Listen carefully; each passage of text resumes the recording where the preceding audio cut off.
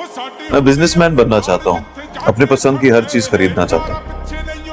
दोस्ती, वफादारी, मोहब्बत सब बिकते हैं, सब खरीदूंगा।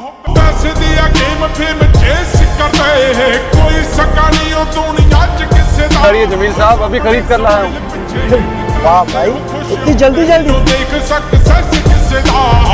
देखा ना राजा साहब, यही होता है, जेब में जरा सा छेद हो जाए ना तो सिक्कों से पहले रिश्ते गिर जाते हैं।